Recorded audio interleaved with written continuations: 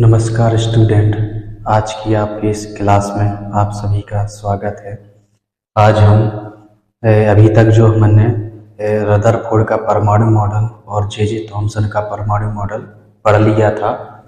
इसके बाद रदरफोर्ड का जो परमाणु मॉडल है उसमें कुछ कमियां थी, उन कमियों को आज अपन पढ़ेंगे और उन कमियों को दूर करने के लिए नील्स बोर ने अपना परमाणु मॉडल प्रस्तुत किया था, उसको भी अपन पढ़ेंगे। इसके पहले अपन जो रदरफोर्ड के जो परमाणु मॉडल की जो कमी है उसको अपन देख लेते हैं। रदरफोर्ड का जो परमाणु मॉडल है उसमें उन्होंने बताया था कि परमाणु एक वर्तुलाकार जो परमाणु है उसमें जो इलेक्ट्रॉन है एक वर्तुलाकार मार्ग में चक्कर लगाता रहता है। इसका मैंने चित्र के माध्यम से इसको प्रदर्शित किया है, जिसमें जो इलेक्ट्रॉन है एक वर्तुलाकार मार्ग में चक्कर लगा रहा है। इसमें क्या होता है, जो इलेक्ट्रॉन है अगर इस कंडीशन या उसके मॉडल के अनुसार अपन देखें तो यदि इलेक्ट्रॉन इसी तरीके से चक्कर लगाएगा तो इससे क्या होगा, उसकी जो ऊर्जा है उसका लगातार ह्रास होता रहता है। मतलब उसकी जो ऊर्जा है लगातार कम होती रहेगी और एक स्थिति ऐसी आएगी जिसमें जो इलेक्ट्रॉन है वो नाभिक में समा जाएगा। तो इस स्थिति में अपन देखते हैं कि परमाणु अस्थिर होता है, जबकि अपन को पता है और आज की खोजों से पता चला है कि परमाणु स्थायी होते हैं। तो इस तरीके से इस रदरफोर्ड परमाणु मॉडल की एक कमी थी। तो इस कमी को दूर करने के लिए नील्स बोर ने अपना परमाणु मॉडल प्रस्तुत किया। तो इसके बाद अपन नील्स बोर का परमाणु मॉडल पढ़ते हैं। परमाणु की संरचना को समझाने के लिए नील्स बोर ने अपना तीसरा मॉडल प्रस्तुत किया था। तो इसमें अपन लिखेंगे परमाणु की संरचना। परमाणु की संरचना। परमाणु की संरचना समझाने। परमाणु की संरचना समझाने तथा परमाणु की संरचना समझाने तथा रदरफोर्ड की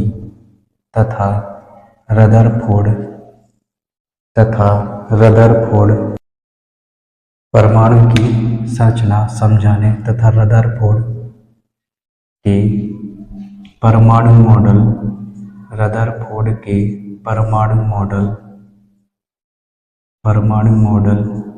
की कमियों को दूर करने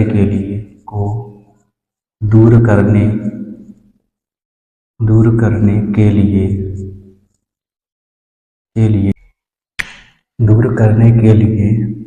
नील्स बोर ने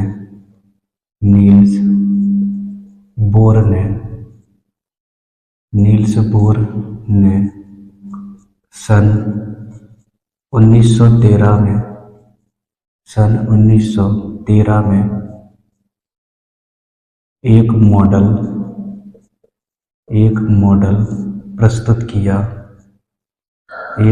एक मॉडल प्रस्तुत किया जिसे नील्स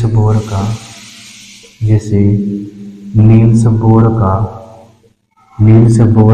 परमाणु मॉडल कहते हैं। नील्स बोर का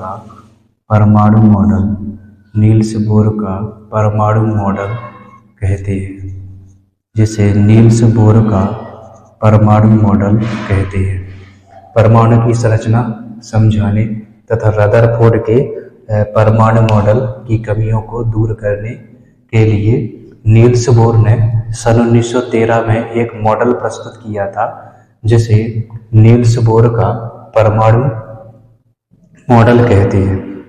इस मॉडल के अनुसार या इस मॉडल की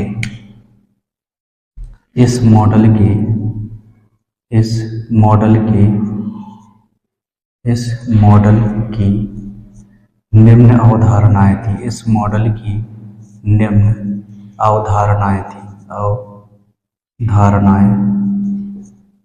इस मॉडल की निम्न अवधारणाएं हैं। इसमें नंबर पहला लिखेंगे। इस मॉडल की निम्न अवधारणाएं हैं। नंबर पहला है, पहला पॉइंट है इसमें, परमाणु में इलेक्ट्रॉन, परमाणु में इलेक्ट्रॉन कुछ निश्चित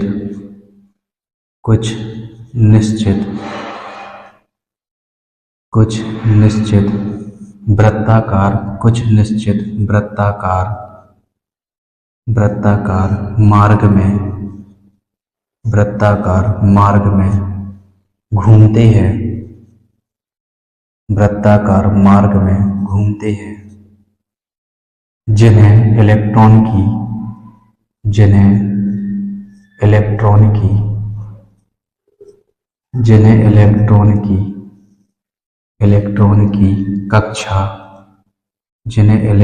की कक्षा अथवा ऊर्जा स्तर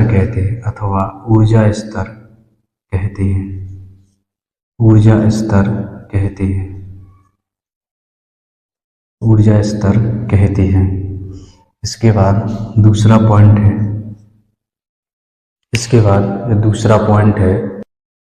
इसके बाद अगला पॉइंट है, इलेक्ट्रॉन केवल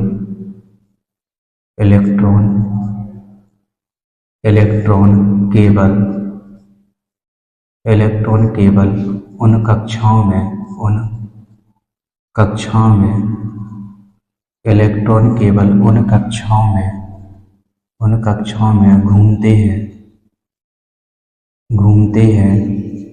जिनके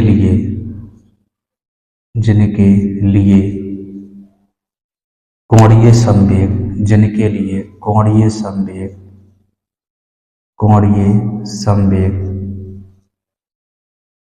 इंग्लिश में इसको एंगुलर मोमेंटम बोलते हैं, जिनके लिए कोणीय संवेग का मान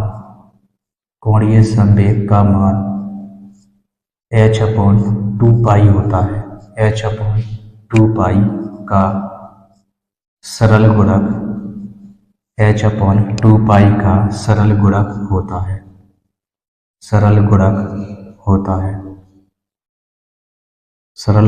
होता है।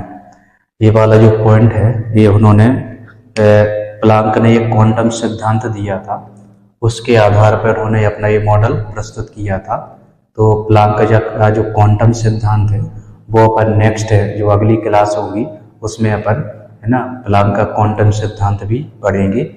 अभी फिलहाल मैं ये पूरा कर देता हूँ ताकि ये तीनों मॉडल हो जाए, उसके बाद है ना इसके बाद भी और मॉडल दिए गए, इसमें भी कुछ कमियां थी है ना, जिनको श्रोडिंगर ने, आगे जो वैज्ञानिक आए श्रोडिंगर, उन्होंने इन कमियों को दूर किया था। तो आगे अपन स्टेप बाय स्टेप चीज़ें पढ़ेंगे और प्लांक का क्वांटम सिद्धांत भी अपन पढ़ेंगे और इलेक्ट्रॉन को जो भरने के जो नियम है वो भी अपन पढ़ेंगे। तो जैसे जैसे अपन आगे बढ़ते जाते हैं ये है ना, तो स्टैंडर्ड क्या है बढ़ता जाएगा। अभी अपन संयोजकता के बारे में भी पढ़ेंगे है ना, और इसके अलावा कुछ जो तत्व हैं उनके अपन परमाणु क्रमांक और परमाणु द्रव्यमान भी पढ़ेंगे।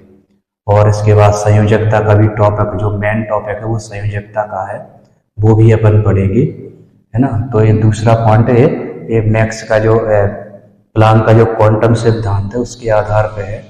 इसके बाद तीसरा पॉइंट हो जाएगा इसका।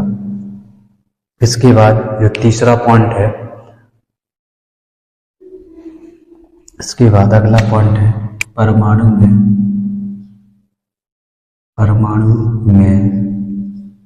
नाभिक के चारों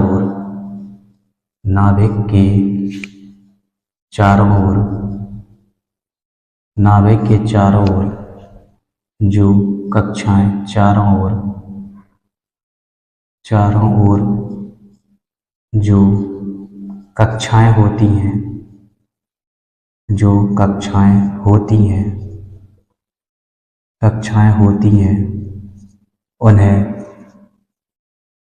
उन्हें क्रमशः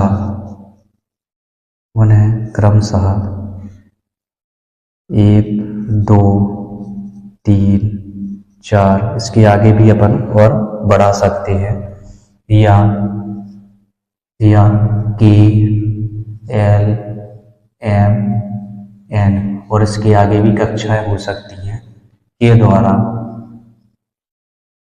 द्वारा परमाणु में नाभिक के चारों ओर जो कक्षाएं होती हैं उन्हें क्रमशः 1, 2, 3, 4 या KLMN के द्वारा दर्शाया जाता है।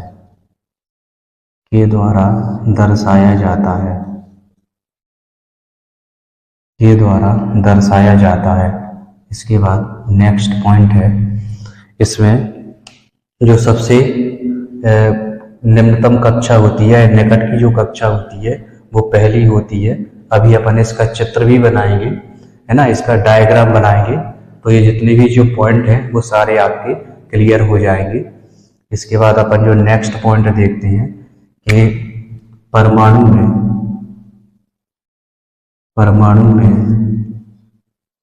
इलेक्ट्रॉन, परमाणु में इलेक्ट्रॉन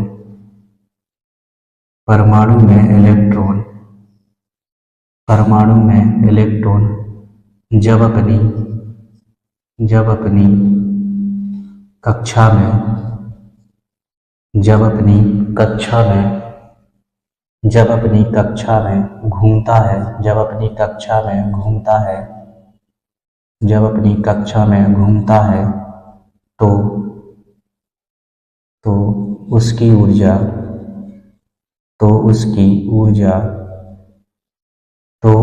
ऊर्जा अपरिवर्तित रहती है। तो उसकी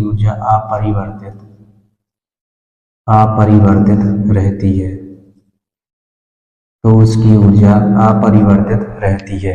परमाणु में इलेक्ट्रॉन जब अपनी ही कक्षा में घूमता है या चक्कर लगाता है तो जो उसकी जो ऊर्जा होती है वो अपरिवर्तित रहती है, मतलब ऊर्जा का उसमें ह्रास नहीं होता है।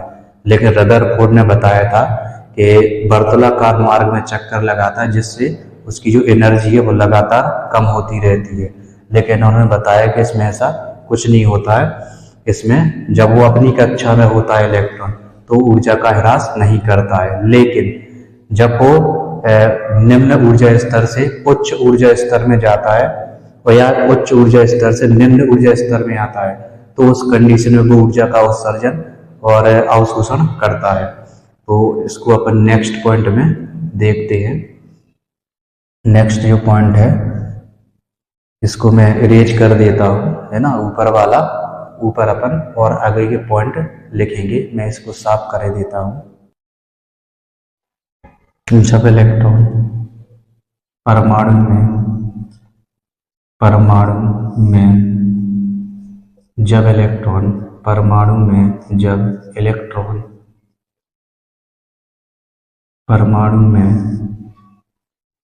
इलेक्ट्रॉन निम्न ऊर्जा स्तर से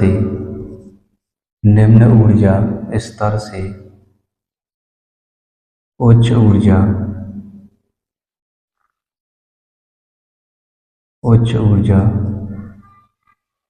स्तर में, निम्न ऊर्जा परमाणु में जब इलेक्ट्रॉन निम्न ऊर्जा स्तर से उच्च ऊर्जा स्तर में अथवा उच्च ऊर्जा स्तर से उच्च ऊर्जा स्तर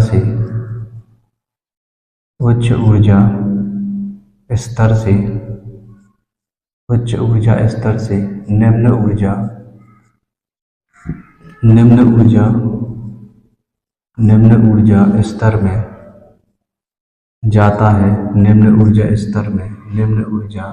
स्तर में जाता है,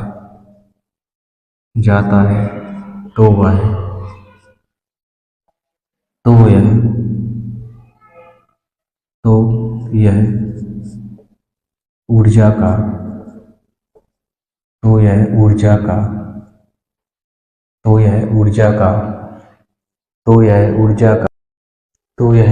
का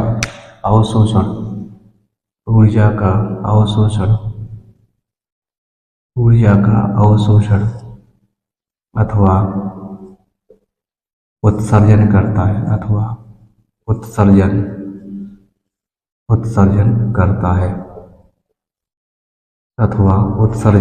करता है, यानी कि जो परमाणु की जो कक्षाएं हैं मैं यहाँ पे इसका चित्र बना लेता हूँ। ठीक है, तो चित्र बनाने से चीज़ें आपको और अच्छे से समझ में आएगी। यहाँ पे नाविक होता है और इस तरीके इसकी कक्षाएं होती हैं, इस तरीके से इसकी ये कक्षाएं होती हैं। तो अपन कक्षाएं को बना लेते हैं इसमें। ये दूसरी कक्षा हो गई, इसके बाद ये तीसरी कक्षा है,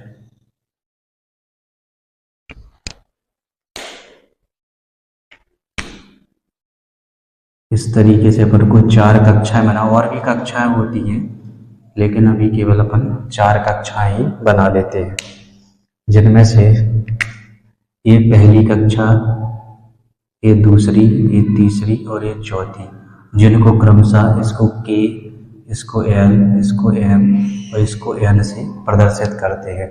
और इसके आगे भी कक्षाएं आएंगी तो उनको अपन, है ना, और आगे भी बढ़ा सकते हैं।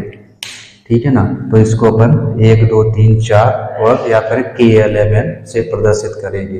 तो सबसे निम्नतम कक्षा ये वाली होती है और ये उससे उच्च, ये उससे उच्च और ये सबसे उच्च वाली कक्षाएं होती हैं। तो जब इलेक्ट्रॉन पहली कक्षा में होते हैं, पहली कक्षा से कूद करके दूसरी कक्षा में आते हैं, तो ये क्या करते हैं, ऊर्जा का अवशोषण करते हैं। और जैसे ही जब ये उच्च कक्षा से निम्न कक्षा में जाते हैं अपनी, या ऊर्जा स्तर में जाते हैं, तो ऊर्जा का उत्सर्जन करते हैं। तो इस पॉइंट में अपन ने वही लिखा है कि परमाणु में जब इलेक्ट्रॉन निम्न ऊर्जा स्तर से उच्च ऊर्जा स्तर में अथवा उच्च ऊर्जा स्तर से निम्न ऊर्जा स्तर में जाता है, तो यह ऊर्जा का अवशोषण अथवा उत्सर्जन करता है। इस तरीके से रदरफोर्ड के परमाणु मॉडल की कमियों को दूर करने के लिए नील्स बोर ने जो अपना मॉडल प्रस्तुत किया था, वो कुछ यही इसके पॉइंट है। जो मेन पॉइंट है वो मैंने आपको इसके कवर करवा दिया। और भी पॉइंट है लेकिन वो थोड़ी उसकी एक गणितीय फॉर्मूले टाइप की है, वो गणितीय रूप से है, तो उसको अपन डिस्कस नहीं। जो मेन जो पॉइंट है वो इसके यही है। और इसके बाद अपन इसकी कमियों को भी पढ़ेंगे, क्योंकि इसमें भी कुछ कमियां थी, है ना, जिनको आगे के जो मॉडल है उनमें इन कमियों को दूर किया गया है। तो इसकी क्या कमी थी, अब अपन इसके बाद इसको पढ़ेंगे।